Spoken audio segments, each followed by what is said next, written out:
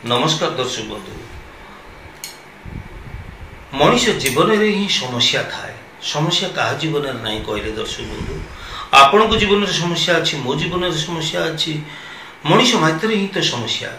जितेबाला ये समस्यार सम्मुखीन आम न हो पारू से मनुष्यर आत्मविश्वास भांगी जाए, मन दुर्बल हो जाए। से मनुष्य विभिन्न प्रकार सहारा खोजी थाए। तेरे हाँ, ज्योतिष पृष्ठभूमि प्राचीन काल विलुप्त हो बसी जो दुर्लभ तथ्य लाल किताब ग्रंथरु संगृहित ये दुर्लभ तथ्य आज मुझे आगे प्रस्तुत करुच्ची।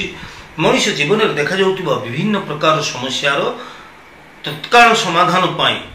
अत्यंत गुप्त एवं दुर्लभ उपाय जदि परीक्षार्थी माने विद्यार्थी माने सफलता पाइबा चाहूँगी, वाणिज्य बेपार करुवा व्यवसायी भाई भौणी माने जदि आपणकर व्यवसाय भल चालू नाही, घरे आपणकर जदि पारिवारिक अशांति लगी रही, सब बेले परिवार रे कलहपूर्ण वातावरण लगी रही, घरे जदि सदासर्वदा आपणकर रोग बेमारी लगी रोची, जदि घरे आपणकर केही लोक दीर्घस्थायी रोगरे किंबा विभिन्न प्रकार रोगरे पीड़ित रहउचंती, आपण जदि अत्यंत क्रोधी स्वभाव आपणकर क्रोध को शांत करने एवं जदि आपण निर्धन लोक अनेक प्रयास करिक मध्य आपण जेते रोजगार कले आपण को नियंट होउची, जेते रोजगार करिक मध्य आपण सर्वदा अभाव बा दिन दरिद्र अवस्था रहउचंती, ताले ये सब विभिन्न प्रकार समस्या, ये सब समस्या समाधान पाई छोटिया छोटिया ज्योतिषीय टिप्स जहाँ मु आपण प्रस्तुत करुचे। दर्शक बंधु, जो माने विद्यार्थी माने रहिचंती, शिक्षार्थी माने रहिचंती, से माने भलो पाठ पढ़िबा पाई एवं परीक्षा रे सफलता अर्जन करिबा पाई प्रतिदिन स्नान जल रे सामान्य टिके हळदी गुंड मिसई दियंतु एवं सेई जल रे स्नान करंतु। गुरुवार दिन खंडिय हलदी गंगा जल धोई तकिया तले रखी शोइबा आरंभ करंतु। यह द्वारा निश्चित भाव में पिलांकर स्मरण शक्ति वृद्धि पाइबो एवं सेमाने पाठ पढ़ा प्रति मनोनिवेश करिवे एवं परीक्षा रे निश्चित भाव में सफलता अर्जन करि पारिबे। व्यापार वृद्धि पाई जो माने व्यवसायी भाई भौणी माने रहिचंती, व्यवसाय जदि भलो चालू नहीं ताले सोमवार दिन महादेव को जल लागी करंतु। श्रद्धा विश्वास सहित पादुक गोटे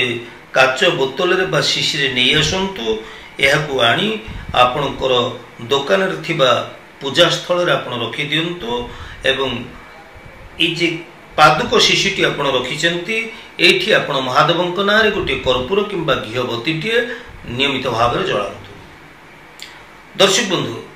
देखिबे आपणकर व्यापार रे केते उन्नति आसुची, अनुभव करि परिबे। परीक्षा करंतु, जदि आपन को घरे सब बेले पारिवारिक अशांति लगी रही, कलहपूर्ण वातावरण लगी रही, ताले एपरि क्षेत्र रे आपण सप्ताह रे दुई थर बुधवार एवं शुक्रवार गोटे लोटा जल आणंतु। सेथिरे खाइबा चामच रे आपणकर चाहा चामच रे 3 चामच खाइबा लुण मिसई दियंतु एवं टिक हळदी गुंड मिसई दियंतु। से जल को आपणकर सखाळु झाड़ू करि सारिबा परे से जल को आपण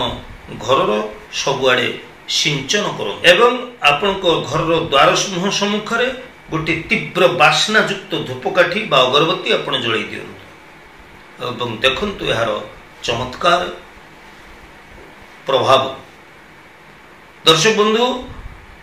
आपण कर मन भितर जदि किछि महत् आकांक्षा रही, दीर्घ दिन कौन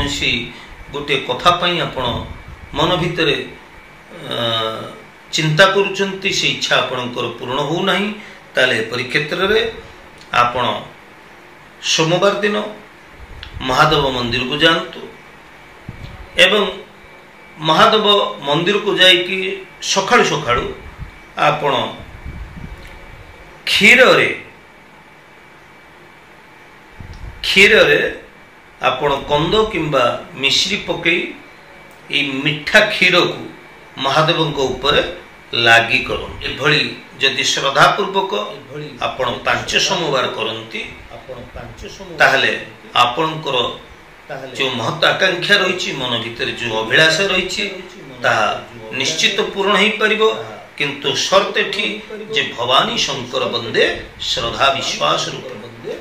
श्रद्धा विश्वास बिना प्रभुंकर कृपा मिलवा असंभव तेबे आपण जदि अत्यंत क्रोधी स्वभाव आपणकर क्रोध को शांत करबा पई मुठाए लुण को पुड़िया करी आपण तकिया तले रखी सुंतु ता पर दिन से लुण पुड़ियाटी को नहीं आपण जलाशय रे फिंगी दियंतु ध्यान देबे शनिवार दिन लुण पुड़िया राति रे आपण मुंड ऊपर रखी सोइबे बा तकिया तले रखी सोइबे एवं से लुण पुड़ियाटी को रविवार दिन आपण जलाशय को फिंगी देबे बा जलाशय रे प्रवाहित करि देबे यदि क्रमागत भाव रे आपण एमती 3 मास करंती प्रत्येक रविवार रे लुण घोषांती ताहले देखिबे धीरे धीरे आपणकर अनावश्यक क्रोध जो मन भीतर को आसुचे यह कमी जीवो यार उपकारिता को आपण निश्चित भाव अनुभव करि पारिबे छोटिया छोटिया ज्योतिषीय टिप्स प्राचीन कालर विलुप्त होई जीवक बसिथिबा दुर्लभ तथ्य आपण जदि दीर्घ दिन धरी स्वास्थ्य अवस्था आपणकर भल रहू नै रोग रे पीड़ित रहउचंती ताहले एपरि क्षेत्र रे आपण 90 दिन पर्यंत मंगलवार ठारू 90 दिन पर्यंत तंबा पात्र रे जल रखंतु एवं जेते बेले आपण तंबा पात्र रु जल ही पीबे आपण जे तंबा पात्र रे जेते बेले जल पीबे से जल को आपण स्थिर मन रे चाहि कहंतु जे मोर विभिन्न प्रकार शरीर रे जहा किछि रोग रहिछि व्याधि रही ये समस्त रोग व्याधि मोर दूर हो जाऊ ये जल रे एभली शक्ति आसु जीवनदायक शक्ति जहा कि मोर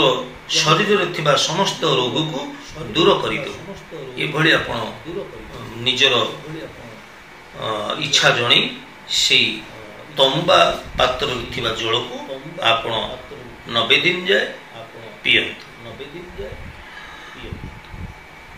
लक्ष्मी प्राप्ति पाए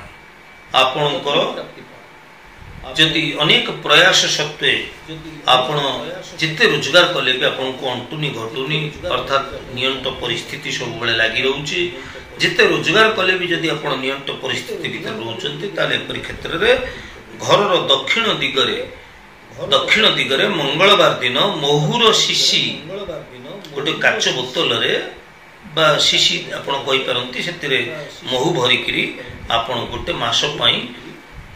दक्षिण पूर्व अग्निकोण रे रखि दियंतु एवं गोटे मास परे ए महु शिशीटी को नै कोनोसी जल स्रोत रे भसाई दियो एवं ता परवर्ती मास रे आ गोटे महु शिशीटी आपण दक्षिण पूर्व अग्निकोण रखंतु यह प्रभावित कर दियंतु